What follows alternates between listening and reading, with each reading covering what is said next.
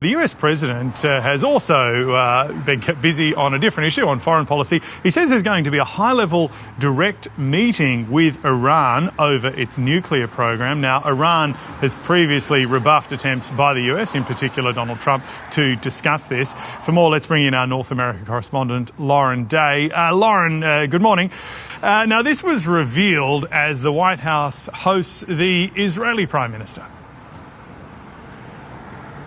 Yeah, that's right, James. Donald Trump revealed that the US will hold these direct, very high-level talks with Iran over its nuclear program this Saturday, and it's pretty clear just how high stakes those talks will be, because the president was asked by a reporter if the United States would consider military action to destroy Iran's nuclear program, and he said that if talks aren't successful, Iran would be in great danger.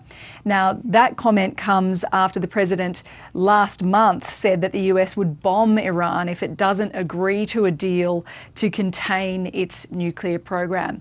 Now, as you mentioned, Iran's president has previously rejected the idea of direct negotiations with the United States, but it had left the door open to indirect talks.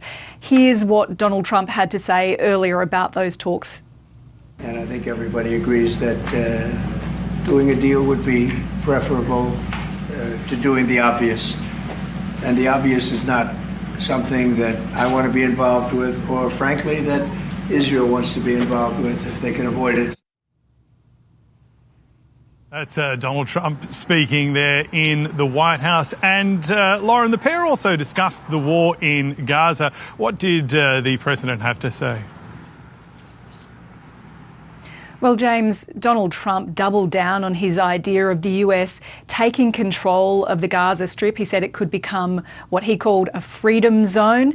That idea, of course, was first floated during Benjamin Netanyahu's first visit to the White House back in February. Today, Donald Trump called Gaza a great location that no one wants to live in, an incredible and important piece of real estate, but said that at the moment it's a dangerous death trap. Now, he said this is a long-term vision that many people support this concept, but it's important to note that there are many people who don't, who see it not only as offensive to the millions of Palestinians who would be displaced under this plan, but also possibly illegal under international law.